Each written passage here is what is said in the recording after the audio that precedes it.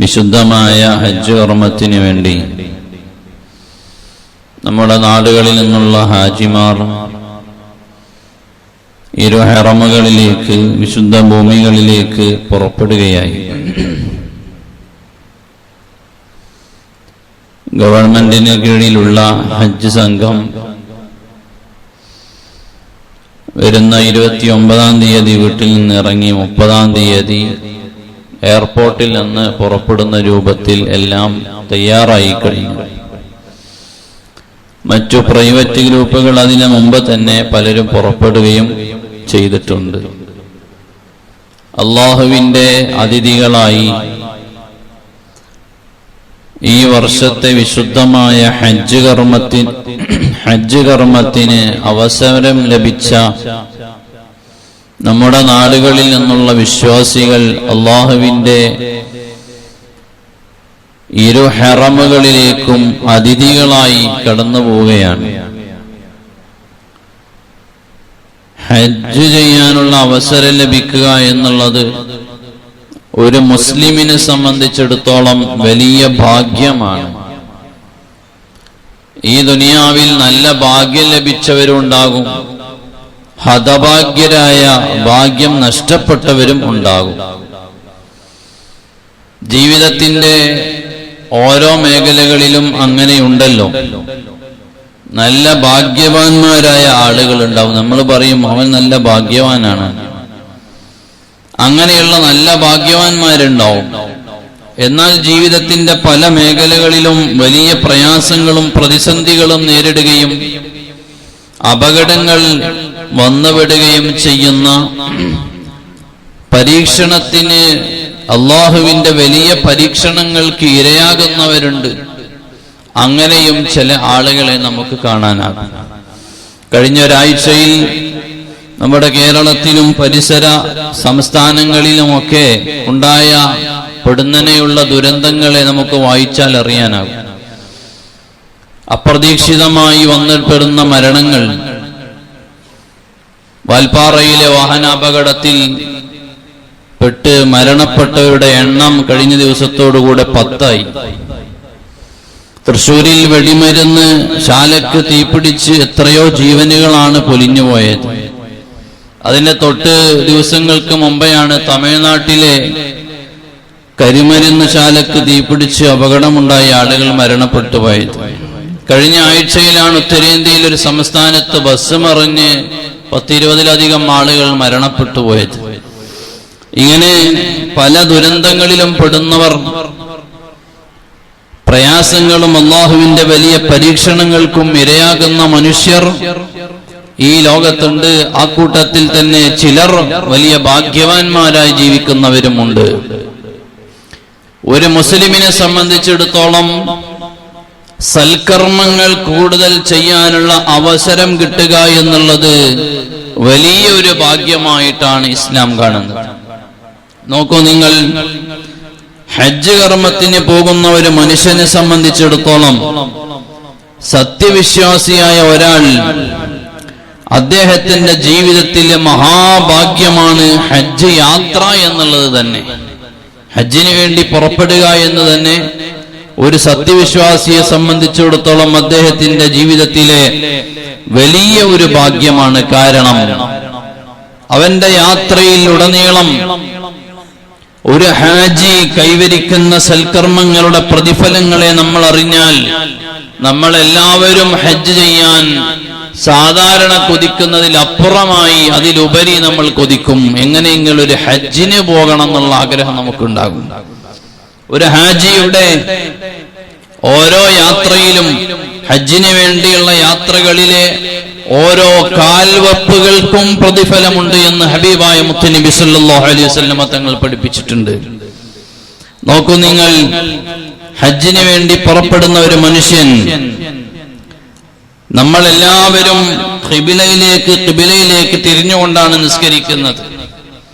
ഖിബില എന്ന് പറയുന്നത് കഅബാലയത്തിലേക്ക് തിരിഞ്ഞുകൊണ്ടാണ്. കഅബാലയത്തിന്റെ ദിശയിലേക്ക് നമ്മൾ തിരിഞ്ഞുകൊണ്ടാണ് നിസ്കരിക്കുന്നത്. കാലങ്ങളായി നിസ്കരിച്ചു കൊണ്ടിരിക്കുന്ന ദിശയെ നേരിൽ കണ്ട് വിശുദ്ധമായ കഅബാലയത്തെ നേരിൽ നമ്മുടെ നഗ്നനേത്രങ്ങളെ കൊണ്ട് കണ്ട് ഒരു 2 റക്അത്ത് നിസ്കരിക്കാനും ആ കഅബാലയത്തെ ഒന്ന് തൊട്ട് ചുംബിക്കാനും കഅബാലയത്തെ തവാഫ് ചെയ്യാനും ഭാഗ്യം ലഭിക്കുക എന്ന് പറഞ്ഞാൽ മഹാനായ മുത്തുനബി സല്ലല്ലാഹു അലൈഹി വസല്ലം തങ്ങൾ പറഞ്ഞു, ആ കഅബാലയത്തെ ഒരാൾ കണ്ണുകൊണ്ട് കണ്ടാൽ ആ കണ്ണുകൊണ്ട് അല്ലാഹുവിന്റെ ലിഖാ അവന് ഉറപ്പാക്കാം, അതിന് കാണാനുള്ള ഭാഗ്യം ലഭിക്കുമെന്ന് മുഹമ്മദുർ റസൂലുള്ളാഹി സല്ലല്ലാഹു അലൈഹി വസല്ലം തങ്ങൾ പഠിപ്പിച്ചു. അപ്പൊ അങ്ങനെ ദുആഇ ഇജാബത്തുള്ള സ്ഥലം, അതിലൊക്കെ അപ്പുറം നോക്കൂ നിങ്ങൾ, ഓരോ കാൽച്ചുവടിനും 30 ഇരട്ടി കൂലിയാണ്. ഒരു കാൽ വെച്ച് ഹജ്ജിന് പോകുന്ന ഒരു വ്യക്തിയെ സംബന്ധിച്ചിടത്തോളം അവന്റെ ഓരോ കാലടിക്കും 30 ഇരട്ടി പ്രതിഫലമുണ്ട്. ആ 30 ഇരട്ടി എങ്ങനെ? 10 അവന്റെ അനുഗ്രഹങ്ങൾ അവനക്ക് ലഭിക്കുന്നുണ്ട്. ഓരോ കാലടിക്കും 10 അനുഗ്രഹങ്ങൾ അല്ലാഹു നൽകുന്നുണ്ട്. 10 പാപമോചനം അവൻ അല്ലാഹു നൽകുന്നുണ്ട്. 10 ദറജകളെ അല്ലാഹു ഒരു ഹാജിക്ക് അവന്റെ ഓരോ കാൽപ്പാടുകൾക്കും നൽകുമെന്ന് മുഹമ്മദുർ റസൂലുള്ളാഹി സല്ലല്ലാഹു അലൈഹി വസല്ലം. അതിലപ്പുറമാണ് ഇരു ഹറമുകളിലെയും ജമാഅത്ത് നിസ്കാരങ്ങൾ, അവിടെയുള്ള സിയാറത്തുകൾ, ഇങ്ങനെ ഒട്ടനേകം അമലുകൾ ചെയ്യാൻ അത് തന്നെ ഒന്നിന് എത്രയോ ഇരട്ടി. ഒരു ദിക്ർ ചൊല്ലിയാൽ അതിന് ഇരട്ടി ഇരട്ടി ഇരട്ടി പ്രതിഫലം, ഒരു യാസീൻ ഓതിയാൽ എത്രയോ ഇരട്ടി പ്രതിഫലം. സാധാരണ ഇടങ്ങളിൽ നിന്ന് അമൽ ചെയ്യുന്നതിനേക്കാൾ ഇരട്ടിയോളം വലിയ ഇരട്ടികൾ അപ്പുറത്തേക്ക് പ്രതിഫലങ്ങളെ വളർത്തിക്കൊണ്ടുപോകാനാകുന്നുണ്ട് ഒരു ഹാജിയെ സംബന്ധിച്ചിടത്തോളം. മദീനത്തെ പള്ളിയിൽ നബി സല്ലല്ലാഹു അലൈഹി വസല്ലം തങ്ങൾ പഠിപ്പിച്ചില്ലേ, ഒരാൾ 40 വഖത്ത് നിസ്കരിച്ചു കഴിഞ്ഞാൽ എത്ര വലിയ പ്രതിഫലമാണ് അവന് ലഭിക്കുന്നത്. മദീന പള്ളിയിൽ ഒരാൾ ജമാഅത്തിൽ 40 വഖത്ത് ഒരാൾ ജമാഅത്തായിട്ട് നിസ്കരിച്ചു കഴിഞ്ഞാൽ, അവിടെ നിസ്കരിച്ചു കഴിഞ്ഞാൽ മൻ സല്ലാ ഫീ മസ്ജിദി 40 സ്വലാത്തൻ ലാ യഫൂതുഹു സ്വലാത്തുൻ കതബല്ലാഹു ലഹു ബറാഅതൻ മിനന്നാർ.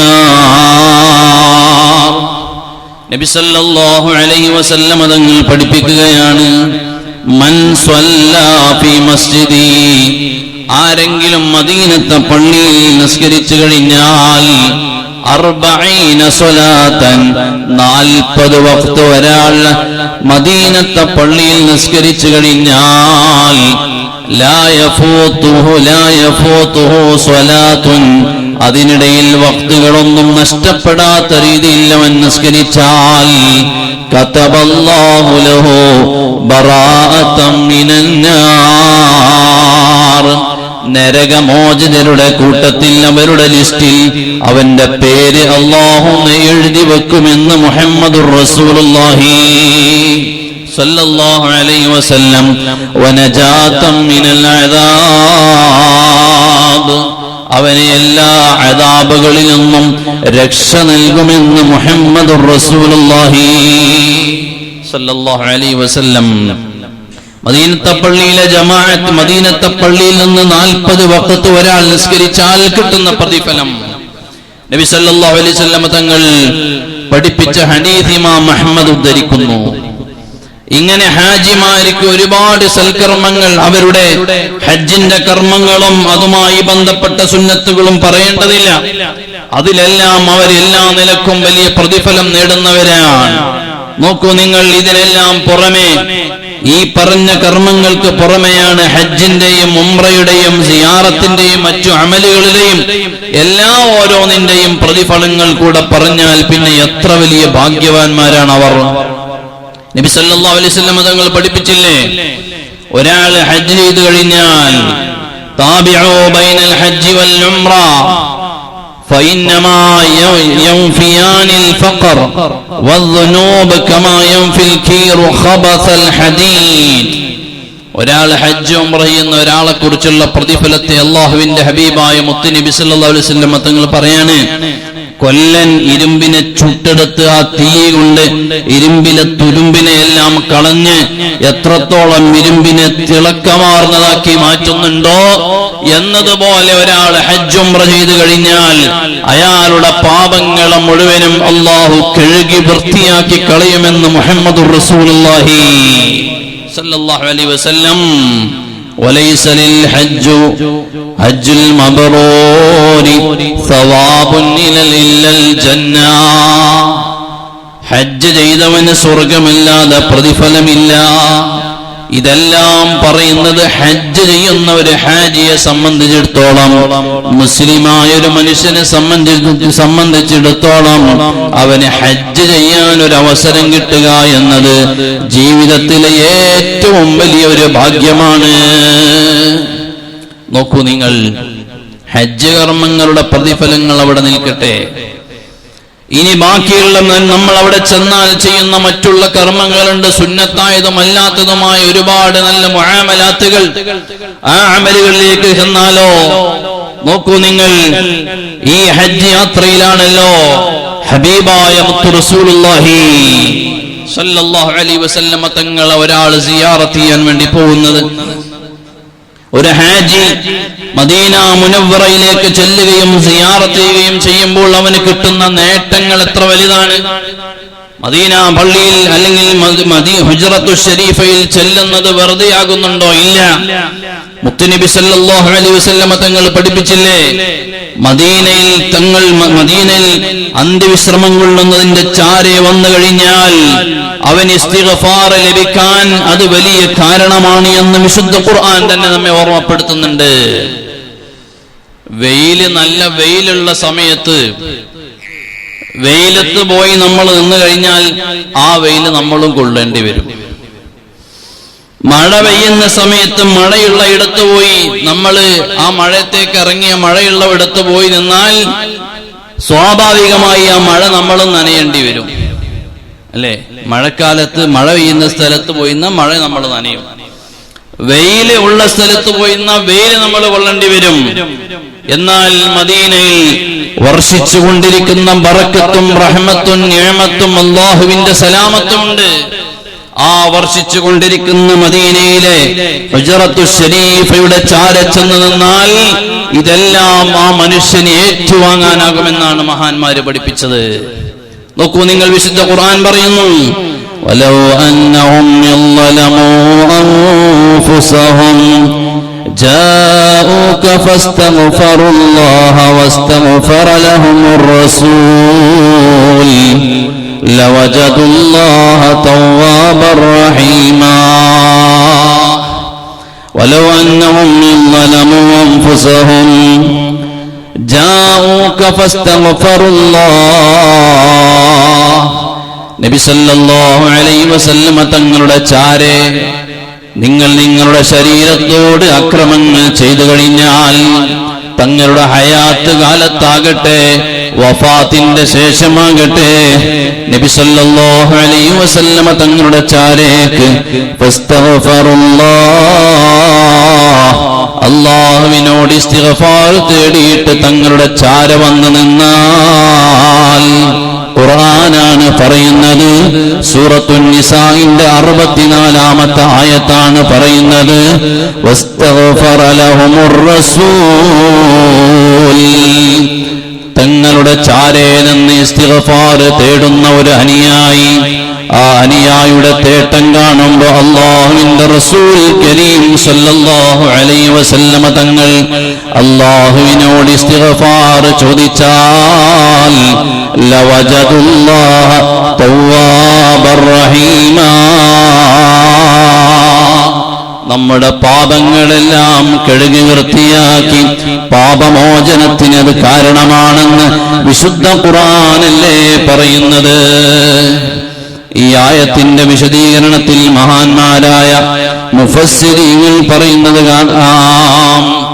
വ്യത്യസ്തങ്ങളായ ചരിത്രങ്ങളെ ഈ ആയത്തിന്റെ വിശദീകരണത്തിൽ മഹാനായ ഇബ്നു കസീർ അടക്കമുള്ള മുഫസ്സിരീങ്ങൾ പറയുന്നുണ്ട്.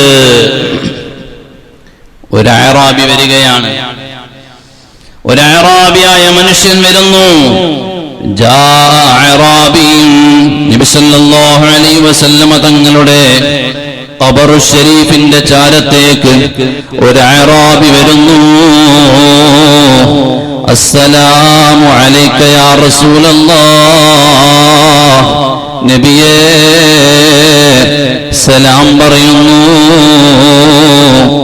സമിഅതുല്ലാഹ യഖൂലു വലൗ അന്നഹും യളമു അൻഫുസഹും എന്ന ആയത്തങ്ങ് പാരായണം ചെയ്യുന്നു. വന്ന അഅറാബി ആയത്തങ്ങ് ഓതിയിട്ട് വഖദ് ജിഅതുക മുസ്തഗ്ഫിറൻ ലിദംബി വമുസ്തശ്ഫിഅൻ ബിക ഇലാ റബ്ബി. വിശുദ്ധ ഖുർആനിലല്ലേ അല്ലാഹ് പറഞ്ഞത്, അങ്ങയുടെ ചാരെ വന്നിട്ട് അല്ലാഹുവിനോട് ഇസ്തിഗ്ഫാർ ചോദിച്ചാൽ, അങ്ങ് അല്ലാഹുവിനോട് ഞങ്ങൾക്ക് വേണ്ടി ശുപാർശ നടത്തിയാൽ ഞങ്ങളുടെ പാപങ്ങളൊക്കെ പൊറുക്കുമെന്ന് വിശുദ്ധ ഖുർആനിലല്ലേ പറഞ്ഞത്. ഈ ആയത്ത് കണ്ട അഅറാബി മുത്തുനബി സല്ലല്ലാഹു അലൈഹി വസല്ലമ തങ്ങളെ ഖബറിന്റെ ചാരെ വന്നിട്ട് ഇങ്ങനെ വിളിച്ചു നിലവിളിക്കുകയാണ്. എന്നിട്ട് സുമ്മ അൻശഅ യഖൂലു, എന്നിട്ട് ആ വന്ന മാനങ്ങ് പാടി, നബിയേ യാ ഖൈറ മൻ ദുഫിനത് ബിൽഖാഇ അഅ്മുഹു ഫതാബ മിൻ തീബിഹിൻ നൽഖാഉ വൽ അകമു നഫ്സിൽ ഫിദാഉ ലിഖബ്രിൻ അൻത സാകിനുഹു ഫീഹിൽ അഫാഫു വഫീഹിൽ ജൂദു വൽ കറമു. അല്ലയോ നബിയേ, യാ ഖൈറ മൻ ദുഫിനത് ബിൽഖാഇ അഅ്മുഹു, ഈ മരുപ്പറമ്പിൽ മരുഭൂമിയായ തരിശുഭൂമിയായി കിടക്കുന്നിരുന്ന ഈ ഭൂമിയിൽ അങ്ങയുടെ പൂമേനി അങ്ങ് കൊണ്ടുപോയി വെച്ചപ്പോൾ ഫതാബ മിൻ തീബിഹിൻ നൽഖാഉ വൽ അകമു, എല്ലാം കൊണ്ടും വലിയ പവിത്രതയുള്ള മണ്ണായി മാറി മണ്ണ്. നഫ്സി ഫി നഫ്സിൽ ഫിദാഉ ലിഖബ്രിൻ അൻത സാകിനുഹു ഫീഹിൽ അഫാഫു വഫീഹിൽ ജൂദു വൽ കറമു. എല്ലാവരെക്കാളും വലിയ ധർമ്മിഷ്ഠനും ഔദാര്യമുള്ളവരുമായ തങ്ങള് കിടക്കുന്നത് ഈ ഖബർ ശരീഫിന്റെ ഉള്ളിലല്ലേ. അതുകൊണ്ട് തങ്ങളെ ഞാൻ തെറ്റ് ചെയ്തു പോയവനാണ്, എന്റെ പാപമൊന്ന് പുറത്തു തരാൻ അല്ലാഹുവിനോട് ശുപാർശ നടത്തണമെന്ന് ഈ ഖബറിന്റെ ചാര വന്നങ്ങ് പറഞ്ഞപ്പോൾ ഈ അറാബിയായ മനുഷ്യൻ ഇത് കഴിഞ്ഞ് തിരിച്ചുപോയി. കണ്ടു നന്നായി ചരിത്രം റിപ്പോർട്ട് ചെയ്യുന്ന സ്വഹാബി മഹാൻ പറയാണ്, ثم انصرف الأعرابي فغلبتني عيني. ഈ അറാബി തിരിച്ചുപോയി നിലവിളിയും പറച്ചിലുമെല്ലുമ്പോൾ ഞാനതാ ഉറങ്ങിപ്പോയി അവിടെ ഇരുന്ന്. فرأيت النبي صلى الله عليه وسلم في النوم, നബി സല്ലല്ലാഹു അലൈഹി വസല്ലം തങ്ങൾ സ്വപ്നത്തിൽ വന്നിട്ട് എന്നോട് പറയുകയാണ്, യാ ഉത്ബി, അല്ലയോ ഉത്ബി എന്ന് പറയുന്ന മനുഷ്യ, ഇൽഹഖിൽ അറാബി ഫബശ്ശിറുഹു അന്നല്ലാഹ ഖദ് ഗഫറ ലഹു. നിങ്ങൾ ആ വന്നുപോയ മനുഷ്യന്റെ പിറകെ ചെന്ന് അദ്ദേഹത്തെ കണ്ടുമുട്ടിയിട്ട് അദ്ദേഹത്തോട് സന്തോഷം പറയണം. ഫബശ്ശിറുഹു അന്നല്ലാഹ ഖദ് ഗഫറ ലഹു, അദ്ദേഹത്തിന്റെ ഇവിടെ വന്നുള്ള ആ ഒരു ദുആ കൊണ്ട് അല്ലാഹു ദോഷങ്ങളെ മുഴുവനും പുറത്തു കൊടുത്തു എന്ന് വിവരം അറിയിച്ചു കൊടുക്കണമെന്ന് മുഹമ്മദുർ റസൂലുള്ളാഹി സ്വല്ലല്ലാഹു അലൈഹി വസല്ലം. ഇതുപോലെയുള്ള സമാന സംഭവങ്ങൾ നബി സല്ലല്ലാഹു അലൈഹി വസല്ലം തങ്ങളുടെ വഫാത്തിന്റെ 3-ാമത്തെ ദിവസം അലി ഇബ്നു അബീ ത്വാലിബ് റളിയല്ലാഹു അൻഹുവിന്റെ ചാരെ വന്നിട്ട് മൻ മിൻകും മുഹമ്മദ് എന്ന് ചോദിച്ച സംഭവം വ്യത്യസ്തങ്ങളായ റിപ്പോർട്ടുകൾ കാണാൻ പറ്റും. അള്ളാഹുവിന്റെ ഹബീബായ തങ്ങളെ സിയാറത്ത് ചെയ്യാൻ ഒരു അവസരം കിട്ടുക എന്നുള്ളത്, ഇരു ഹറമുകളിലൊന്ന് കാൽ കുത്താനുള്ള അവസരം കിട്ടുക എന്നുള്ളത്, പുണ്യഭൂമിയിലൊന്ന് ചെല്ലുകയും ആ വിശുദ്ധമായ കഅബാലയത്തെ നേരിലൊന്ന് കാണാനുള്ള അവസരം ഉണ്ടാവുക എന്നുള്ളത് ഈ ലോകത്ത് ലഭിക്കുന്ന ഏറ്റവും വലിയൊരു അംഗീകാരമായി നമ്മൾ കണക്കാക്കണം. ഹജ്ജായാലും ഉംറയായാലും. ഇടയ്ക്ക് ഞാനൊന്ന് ചേർത്ത് പറഞ്ഞോട്ടെ, സാമ്പത്തികമായ കഴിവുകളും ആരോഗ്യവും എല്ലാം നിറഞ്ഞു നിന്നിട്ട് ഹജ്ജിനും ഉംറക്കും പ്രാധാന്യം കൊടുക്കാതെ ലോകം ചുറ്റിക്കറങ്ങി ടൂറിന്റെ പിന്നിൽ ചുറ്റിക്കറങ്ങുന്ന എത്രയോ ആളുകളുണ്ട്. അവരോട് ഞാൻ പറയാണ്, നിങ്ങൾ മലേഷ്യയിലേക്കും സിംഗപ്പൂരിലേക്കും മറ്റുള്ള ടൂറിസ്റ്റ് കേന്ദ്രങ്ങളിലേക്കും വിമാനം കയറുന്നതിന് മുമ്പ് പുണ്യഭൂമികളിലൊന്ന് കാലുകുത്താനുള്ള ശ്രമം നിങ്ങളുടെ ഭാഗത്തുനിന്നുണ്ടാകണം. ഏറ്റവും വലിയ ഇസ്സത്ത് മക്കയും മദീനയിലും കാലുകുത്തലാണ്. എന്നിട്ടാണ് സിംഗപ്പൂരും മലേഷ്യയും എല്ലാം. ഏറ്റവും വലിയ ഇസ്സത്തും നമ്മുടെ ആഖിറത്തിലേക്കുള്ള മുതൽക്കൂട്ടും മക്കയിലും മദീനയിലും ഒരു മനുഷ്യൻ ചെന്ന് കാൽകുത്തുമ്പോഴാണ്. ആ പുണ്യഭൂമികളിൽ നമ്മൾ പിറന്നു വീണതു മുതൽ, നമ്മുടെ കാതുകളിൽ ബാങ്ക് വിളിക്കുന്നത് മുതൽ, നമ്മുടെ ആരാധനയുമായി ബന്ധപ്പെട്ട എല്ലാ കർമ്മങ്ങൾക്കും നമ്മൾ തിരിഞ്ഞു നിൽക്കുന്ന നമ്മുടെ ദിശയാണ് ഖിബ്ല, കഅബത്തു ശരീഫ്. ആ കഅബാലയം മരിക്കുന്നതിന് മുമ്പ് നേരിലൊന്ന് രണ്ട് കണ്ണുകളെ കൊണ്ട് കാണണമെന്ന് ആഗ്രഹിക്കാത്തവരാരാണ്? ആരോഗ്യമുള്ള സമയങ്ങളിൽ ഈ കർമ്മങ്ങൾക്ക് വേണ്ടി നമ്മൾ ഒരുങ്ങണം. ആരോഗ്യമുള്ളപ്പോൾ ഒരുങ്ങണം. നമ്മുടെ ബാധ്യതകളെല്ലാം തീർന്നു എന്ന് വന്നാൽ, നമ്മൾക്ക് പോകാനുള്ള സമ്പത്തും സംവിധാനങ്ങളും ഇസ്ലാം പറഞ്ഞ ഡിമാൻഡുകളും എല്ലാം ഒത്തുവന്നാൽ പിന്നെ തലനിരക്കാൻ കാത്തു നിൽക്കേണ്ട ആവശ്യമൊന്നുമില്ല. ചില ആളുകൾ അങ്ങനെ മനസ്സിലാക്കി, എല്ലാം നിരച്ചു കഴിഞ്ഞ് ഇനിയിപ്പോ ലാസ്റ്റ് ആരോഗ്യമൊക്കെ പോയി മുട്ടുകാല് വളയാത്തൊരു സമയം വന്നു, ഒന്നാ ഇനിയിപ്പോ ഹജ്ജിന് കിട്ടുമെന്ന് എഴുതി കൊടുത്തു നോക്കുക. അങ്ങനെ ഡിമാൻഡ് അല്ല ഇസ്ലാം പറഞ്ഞത്. നിങ്ങൾക്ക് തടിയാലും നിങ്ങളെ സമ്പത്താലും വടിയാലും എല്ലാ സംവിധാനങ്ങളും നിങ്ങൾക്ക് ഒത്തുകഴിഞ്ഞാൽ അവിടെ തല നിരക്കണം എന്ന് പറഞ്ഞിട്ടില്ല. തടിയാലും എന്ന് പറഞ്ഞ് തല നിരക്കുന്നതിന്റെ മുമ്പൊന്നും കൂടിയാണ് സൂചന ഉണ്ട്. ആരോഗ്യമുള്ള സമയത്താണ് നിങ്ങൾ ഹജ്ജ് ഉംറ ചെയ്യാൻ പോകേണ്ടത്. നിങ്ങളെ ബാധ്യതകളെല്ലാം തീർന്നു കഴിഞ്ഞാൽ വീട് വേണം, അതുപോലെ കടങ്ങൾ വീടണം, പ്രാരാബ്ദങ്ങൾ മാറണം. നിങ്ങൾക്ക് വഴിയാലും നിങ്ങൾക്ക് പോയി വരാനുള്ള സമ്പത്തും അതുവരെ നിങ്ങളെ കുടുംബത്തിന് കഴിയാനുള്ള സമ്പത്തും എല്ലാം ഓക്കെയാണെങ്കിൽ പിന്നെ എന്തിനാ നിങ്ങൾ ഇത്രയും അധികം ഡെപ്പോസിറ്റ് വെച്ച് കാത്തിരിക്കുന്നത് തലനിരക്കാൻ? വേണ്ട മുഅ്മിനീങ്ങളെ, നമ്മൾ ഒരുങ്ങണം. ഹജ്ജിന് വേണ്ട സമ്പാദ്യങ്ങൾ നമ്മുടെ കയ്യിലില്ല എങ്കിൽ ഒരു ഉംറ ചെയ്യാനെങ്കിലും, ഉംറയും നിർബന്ധമാണ്. ചില ആളുകൾ വെച്ച് ഉംറ സുന്നത്താണ്. ഹജ്ജ് നിർബന്ധം പോലെ തന്നെ ഈ സംഗതികളെല്ലാം നമ്മിൽ എത്തിച്ചേർന്ന് കഴിഞ്ഞാൽ ഉംറയും നമുക്ക് നിർബന്ധമാണ്. ഞാൻ ചോദിക്കട്ടെ, ഈ ഡിമാൻഡുകളെല്ലാം എത്തിച്ചേർന്നിട്ട് ഉംറയും ഹജ്ജും നിർബന്ധമായിട്ട് ഇത് ചെയ്യാനുള്ള സമയമില്ലാതെ അല്ലാഹു നമ്മുടെ റൂഹിനെ അങ്ങ് തിരിച്ചു വിളിച്ചാൽ ആരോട് പറയാനാ നമുക്ക് ഈ സങ്കടം? ആരോട് പറയാനാണ് ഈ സങ്കടം? അതുകൊണ്ട് എന്റെ ഈമാനുള്ള സഹോദരന്മാരോട് ഞാൻ പറയാണ്, വിദൂരമല്ലാത്ത ഭാവിയിൽ തന്നെ ഇത്തരം കർമ്മങ്ങൾ അമലുകൾക്ക് വേണ്ടി നമ്മൾ തയ്യാറാകണം. നമ്മൾ ഒരുങ്ങണം. അപ്പോഴാണ് നമ്മൾ നടക്കുള്ളൂ. ഒരുങ്ങണം. നമ്മുടെ മനസ്സുകൊണ്ട് അത് തീരുമാനിക്കണം. നമ്മുടെ മനസ്സ്. അതുകൊണ്ടല്ലേ നബി ഇമാം പറഞ്ഞത്, ഹജ്ജിനും ഉംറക്കും ഒരുങ്ങുന്ന സമയത്ത് ആദ്യം മനസ്സുകൊണ്ട് നമ്മൾ ഒരുങ്ങണം, പിന്നെ ഇസ്തിഖാറത്ത് നിസ്കരിക്കാനാണ് പറഞ്ഞത്. ഒരു ദൃഢമായ തീരുമാനം എടുക്കാനാണ് ആദ്യം നബി ഇമാം പറഞ്ഞത്, കിതാബിൽ എഴുതി വെച്ച്. അപ്പൊ അതുകൊണ്ട് നമ്മൾ ആദ്യം നമ്മുടെ തീരുമാനിക്കണം, പടച്ചവരെ എനിക്കവിടെ എന്തെങ്കിലും എത്താൻ പറ്റുമോ, ഞാനൊന്ന് ശ്രമിച്ചു നോക്കട്ടെ. എന്റെ കാര്യങ്ങൾ എനിക്ക് വീടായി, ജോലിയായി, എന്റെ കടങ്ങളൊക്കെ വീടി, എനിക്ക് വലിയ പ്രയാസങ്ങളൊന്നുമില്ല. എന്നാ പിന്നെ അടുത്തൊരു ചിട്ടി കൂടുന്നത്, ഞാൻ ആ ചിട്ടി കിട്ടിക്കഴിഞ്ഞാല് അൽഹംദുലില്ലാഹ് ഉംറക്ക് പോകട്ടെ, അല്ലെങ്കിൽ ഞാനൊന്ന് ഹജ്ജിന് പോകട്ടെ എന്നൊരു ധ്വനി എന്തുകൊണ്ട് നമ്മുടെ മനസ്സിൽ വരുന്നില്ല? അത് വരണമെന്നോ ഞാൻ പറയുന്നത്. അള്ളാഹു നമുക്ക് തൗഫീഖ് നൽകട്ടെ. അള്ളാഹുവേ, മരിക്കുന്നതിന് മുമ്പ് ആ പുണ്യഭൂമിയിൽ കാലുകുത്താനും അമലുകൾ ചെയ്യാനും ഹജ്ജും ഉംറകളും സിയാറത്തുകളും ചെയ്യാനുമുള്ള തൗഫീഖ് ഞങ്ങൾക്ക് ഏറ്റി